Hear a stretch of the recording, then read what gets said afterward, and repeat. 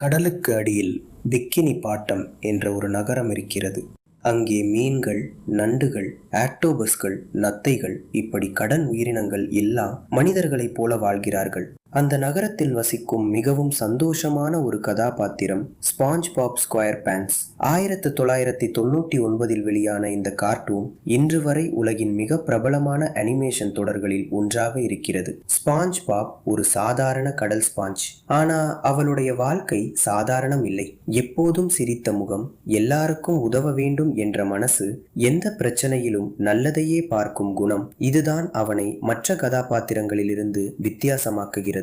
Sponge pop வேலை செய்வது Christie graph என்ற பிரபலமான பர்கர் ரெஸ்டாரண்டில். அங்கு அவன் ஒரு ஃப்ரை குக்கர். அவன் செய்யும் கிராஃபி பேட்டிக்கு பிகினி பாட்டம் முழுக்க ரசிகர்கள். ரெஸ்டாரண்டின் ஓனர் மிஸ்டர் கிராப்ஸ். அவருக்கு பணம் என்றால் உயிர். ₹1 கூட வீணாக கூடாது என்பதுதான் அவருடைய கொள்கை. ஸ்பாஞ்ச் பாப்க்கு மிகவும் நெருங்கிய நண்பன் பேட்ரிக் ஸ்டார், ஒரு பிங்க் நிற ஸ்டார்ஃபிஷ். அவன் ரொம்ப நல்லவன், ஆனா கொஞ்சம் இல்லை, ரொம்பவே முட்டாள். இருவரும் சேர்ந்து செய்யும் குறும்புகள் தான் இந்த கார்ட்டூனின் மிகப்பெரிய பலம். அடுத்த முக்கியமான கதாபாத்திரம் ஸ்குவிட்வர்ட் டென்டக்கிள்ஸ்.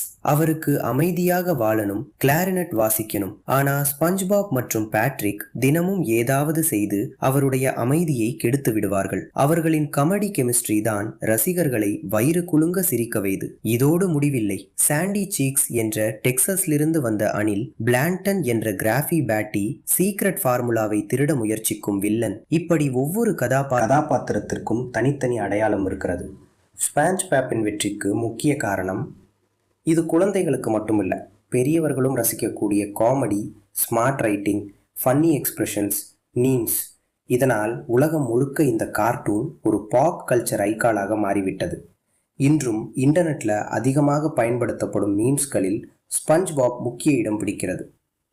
1999 ஆரம்பித்த இந்த தொடர் பல திரைப்படங்கள், வீடியோ கேம்ஸ், காமிக்ஸ், மெர்ச்சன்டைஸ் என்று மிகப்பெரிய பிரான்சைஸாக வளர்ந்துள்ளது. பல தலைமுறைகளாக குழந்தைகளையும் பெரியவர்களையும் சிரிக்க வைத்துக் கொண்டிருக்கிறது.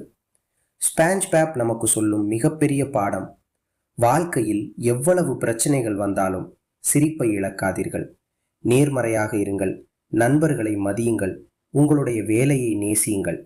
அதுதான் ஸ்பாஞ்ச் பாப்பின் உண்மையான சூப்பர் பவர். உங்களுக்கு ஸ்பாஞ்ச் பாப்பில் மிகவும் பிடித்த கேரக்டர் யார்? பேட்ரிக்கா, ஸ்கிட்குவாடா, மிஸ்டர் கிராப்ஸா அல்லது பிளாங்டனா? கமெண்ட்ல சொல்லுங்க. இது மாதிரி கிளாசிக் கார்ட்டூன் ஹிஸ்டரி மற்றும் கேரக்டர் ஸ்டோரிஸ் பார்க்க சப்ஸ்கிரைப் பண்ண மறக்காதீங்க. நன்றி.